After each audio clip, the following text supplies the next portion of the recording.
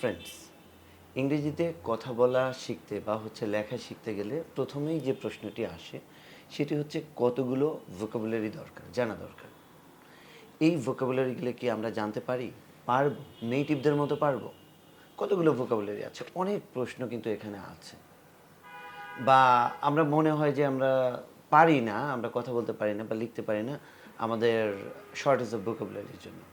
আসলেই কি তাই? আমরা আজকে আসলে আলোচনা করব যে ইংরেজিতে কথা বলা শিখতে গেলে কতগুলো ভোকাবুলারি লাগে, সেটা আমরা কিভাবে অ্যাচিভ করতে পারবো, সেটা আমরা কিভাবে প্রয়োগ করতে পারবো, সেইটার মাধ্যমে আমরা সেই জিনিসগুলোকে বা সেই ভোকাবুলারিগুলোকে কিভাবে সুন্দরভাবে উচ্চারণ করতে পারবো এবং আলটিমেটলি সেটা আমাদের ব্যক্তি লাইফে কিভাবে প্রয়োগ করে ওইটাকে আমরা সেট করতে পারবো। কারণ আমরা অনেক ভোকাবুলারি শিখি, বাট শিখি না, অর্থাৎ শেখা হয়ে ওঠে না, ভুলে যাই। সবচেয়ে বড় কথা, আমাদের স্ট্রোকে অনেক ভোকাবুলারিজ থাকে, কিন্তু ওই ভোকাবুলারিগুলো আমরা যখন কথা বলতে যাই তখন আসে না, আটকে যায়। কেন আটকে যায় সেই বিষয়গুলো বিস্তারিত জানার জন্য আমার সাথেই থাকবেন। বলছি, ইংরেজিতে ফ্লুয়েন্সি ডেভেলপ করার জন্য বা একটা ভাষায় ফ্লুয়েন্সি ডেভেলপ করার জন্য ফ্লো অফ স্পিচটা বা ফ্লো অফ রাইটিংয়ে এটার জন্য কতগুলো ভোকাবুলারি দরকার? আপনার মনে হয় কতগুলো দরকার? অনেক ভোকাবুলারি দরকার। আপনার উত্তরটা হয়তো অনেক ভোকাবুলারি দরকার, অনেক অনেক অনেক। So what does it mean by অনেক? অনেক মানে কি? এই অনেকটাই আসলেই এখানে একটা অ্যাবস্ট্রাক্ট ভিউ। আমি আপনাকে একটা প্রশ্ন করছি। আপনি আজকে যখন ভিডিওটি দেখছেন, ঠিক তখন, আজকে সকাল থেকে এখন পর্যন্ত কতগুলো বাংলা শব্দ আপনি ব্যবহার করেছেন? জানি না, উত্তর আপনার। আমি এক্স্যাক্টলি বলতে পারবো না, এটাও আপনার আরেকটা উত্তর। I can guess but I can't. এটা একটা আপনার একটা কনফিউজিং ক্যারেক্টার। তো এই যে যে অবস্থাটা আপনি আছেন, তার অর্থ আপনি কিন্তু শিওর না কতগুলো ওয়ার্ডস ব্যবহার করেছেন। আবার একটা সংখ্যক মানুষ কিন্তু আছেন যারা, হ্যাঁ আমি ২-৩০০ তো ব্যবহার করেছি, আবার বলে ২-৩ হাজার ব্যবহার করেছি, আবার কেউ কেউ বলবে যে ২০-৩০ হাজার ব্যবহার করে ফেলেছি। আচ্ছা, আমি আপনাকে বলছি যে কতগুলো আপনি ওয়ার্ডস ব্যবহার করেছেন। আপনি আসলে কোন প্রফেশনে? আপনি এমনি বসে থাকেন নাকি সবসময় কথা বলেন, কাউন্সেলিং করেন? কাউন্সেলিং করলে আপনি একজন লিসেনার না স্পিকার, নাকি বোথ কনভারসেশন আছে? তো আপনি যদি কন্টিনিউ করে থাকেন তাহলে আপনি এক ধরনের ওয়ার্ডস ব্যবহার করছেন। আমি ধরে নিচ্ছি যে আপনি 1000 ওয়ার্ডস ব্যবহার করেছেন। 1000 ওয়ার্ডস। তো 1000 ওয়ার্ডস কিন্তু আপনি মোটামুটি, আমি ধরে নিচ্ছি আপনি বাংলাতে কথা বলেছেন, আপনি ফ্লুয়েন্টলি কথা বলেছেন, রাইট? ফ্লুয়েন্টলি কথা বলেছেন 1000 ওয়ার্ডসে আজকের জন্য, রাইট? তা আজকে যদি 1000 ওয়ার্ডস আপনি ব্যবহার করে থাকেন, বা 2000 আমি ধরছি, বা 3000 ধরছি, স্ট্যাটিস্টিক্স বলে এরকম যে একজন সাধারণত দিনে ৩-৪ হাজার ওয়ার্ডস ব্যবহার করে। তো আমি ধরছি আপনি ৩-৪ হাজারই ওয়ার্ডস ব্যবহার করেছেন, ধরে নিচ্ছি। এখন আপনার প্রশ্ন, ৩-৪ হাজার ওয়ার্ডস বাংলাতে ব্যবহার করেছি, আমি যেটা জানি, ইংলিশে তো জানি না, তাহলে আমি পারবো কীভাবে, তাই না? কিন্তু আপনি একটু বিষয়টা দেখেন তো, যে আপনি বাংলাতে ব্যবহার করেছেন যতগুলো ওয়ার্ডস, এই ওয়ার্ডসগুলো বা আমি এতক্ষণ যে কথা বলছি আপনি কথা শুনছেন, এখানে কতগুলো ওয়ার্ডস আমরা রিপিট করেছি? যদি আপনি ইউনিক ওয়ার্ডসকে কেন্দ্র করে যদি বিচার করতে যান, তাহলে আপনি ৫০ থেকে ১০০টা বা ২০০টা ওয়ার্ডস ব্যবহার করেছেন সারাদিনে, বা এখন পর্যন্ত ২০০টা। আচ্ছা, ২০০টা ওয়ার্ড যদি আমি আপনাকে যুক্তিতে বোঝাচ্ছি যে আপনি কেন পারবেন, আপনার দ্বারা কেন ফ্লুয়েন্সি ডেভেলপ করা সম্ভব, ইংলিশেও সম্ভব, সেটাই বোঝানোর চেষ্টা করছি। তাহলে ২০০ বা ৩০০ ওয়ার্ডস, ইউনিক ওয়ার্ডস দিয়ে আপনি ফ্লুয়েন্সি বা ফ্লুয়েন্টলি কথা বলছেন, ফ্লুয়েন্সি ডেভেলপ করে বাংলাতে। আচ্ছা, ধরুন আগামীকাল আপনার আরও ডিফারেন্ট পিপলের সাথে যোগাযোগ হবে। তো পুরা সপ্তাহ উইক লং আপনি আরও বিভিন্ন সেক্টরসের সাথে যোগাযোগ করবেন, কিন্তু কমন কথা কিন্তু যে কমন কথাগুলো আপনি এখানে বলেছেন তার সাথে কিছু ওয়ার্ডস অ্যাড হবে। ফর এক্সাম্পল, আপনি যদি স্কুলে যান, অ্যাসাইনমেন্টস অ্যাড হবে। আপনি যদি কোনো ক্লিনিকে যান, তো ক্লিনিক, মেডিকেশন বা হচ্ছে মেডিসিন, এই জিনিসগুলো অ্যাড হবে। যদি আপনি মডেলিংয়ে যান, সেক্ষেত্রে ওখানের কিছু অ্যাক্টর অ্যাক্ট্রেস এরকম কোনো কিছু বিষয়গুলো অ্যাড হবে, শুটিং বা এই ওয়ার্ডসগুলো অ্যাড হবে, তাই না? কিন্তু এই পার্টিকুলার ওয়ার্ডস বা টার্মসগুলো কতগুলো আসবে আপনার লাইফে?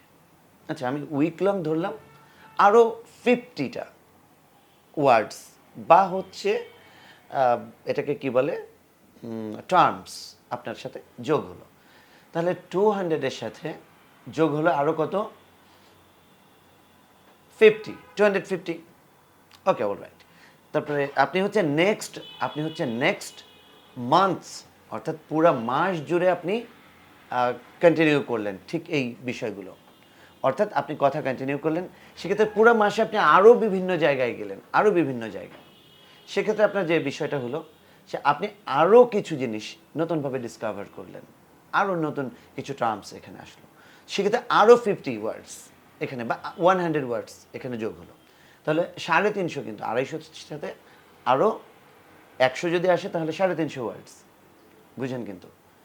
তাহলে পুরো বছরে ঈদ আসে, পূজা আসে, তারপরে বিভিন্ন ধরনের এই যে রেভুলেশন বা হচ্ছে আন্দোলন, মিছিল, মিটিং, অবরোধ, এই বিষয়গুলো নিয়ে, বা হচ্ছে আপনি বিভিন্ন ধরনের ভিজিটিংয়ে বিভিন্ন জায়গায় যাচ্ছেন, হ্যাঁ, এই অবস্থাটায় কিন্তু আপনার আরও, আমি ধরছি আরও 100 থেকে 200 ওয়ার্ডস অ্যাডেড হলো।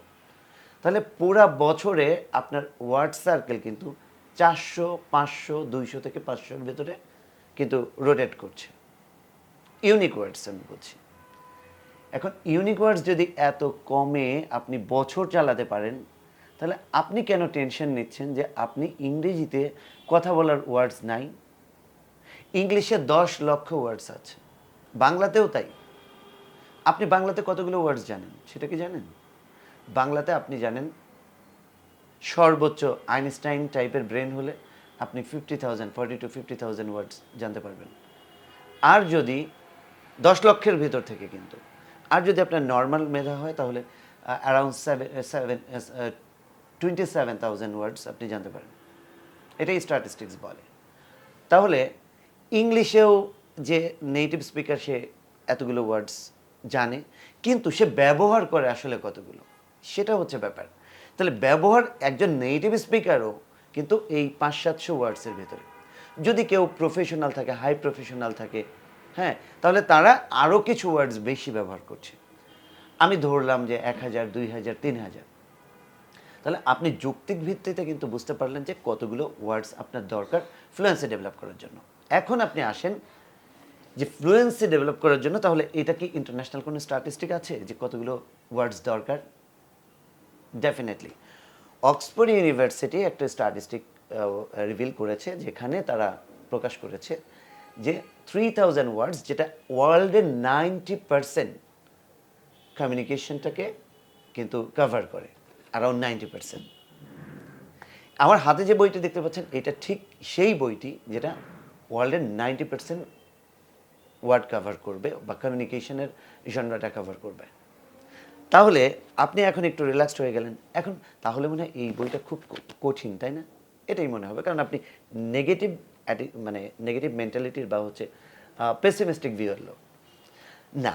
আসলে এটা কমনেস্ট, মোস্ট কমন ওয়ার্ডসগুলো এখানে ইউজড হয়েছে।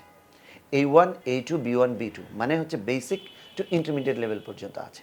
আর বেসিক ইন্টারমিডিয়েট লেভেল পর্যন্ত কিন্তু আমরা সাধারণত কনভারসেশনে করি।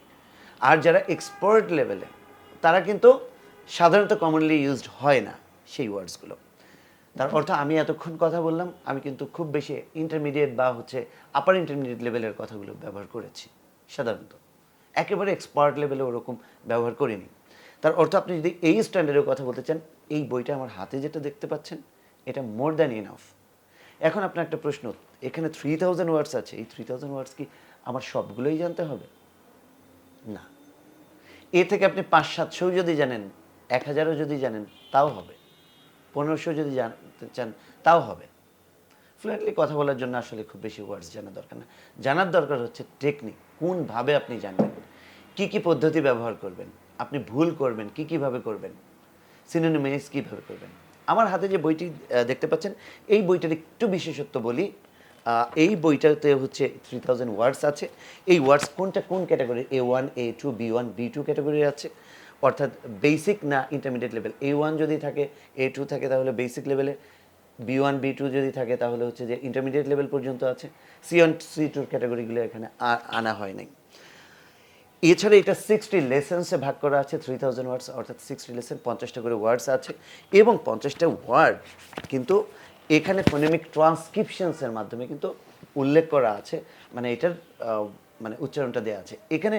যারা পিডিএফ ভার্সনটা যারা নিতে পারবেন, পিডিএফে কিন্তু আপনি যদি ক্লিক করেন, ওয়ার্ডসের উপরে ক্লিক করলে আপনাকে রিডিরেক্ট করে নিয়ে যাবে কিন্তু কেমব্রিজ ডিকশনারিতে। ওখানে আপনি আমেরিকান এবং ব্রিটিশ দুইটা উচ্চারণই কিন্তু আপনি শুনতে পারবেন। এছাড়াও এখানে কিন্তু বাংলা মিনিংটা আছে। বাংলা মিনিংটা আসলে দরকার ছিল না, তারপর আমরা বাংলা মিনিংটা দিয়েছি, কারণ অনেকেই শিখতে চায়, কারণ আমরা একেবারে বেসিক লেভেল থেকে শিখতে যাচ্ছি, এই কারণে বাংলা মিনিং। ইংলিশ মিনিংটা দিতে পারতাম কিন্তু দেয়ার, কারণ ওইটা আরও একটু কঠিন হয়ে যেত, এই কারণে দেওয়া হয়নি। এরপরে এটা সেন্টেন্স এক্সাম্পলস, 3টা করে এক একটা ওয়ার্ডের জন্য 3টা সেন্টেন্স এক্সাম্পলস এখানে দেওয়া আছে, যাতে আপনি সেট করতে পারেন আপনার আপনি প্র্যাকটিক্যাল অ্যাপ্লিকেশনসের মাধ্যমে।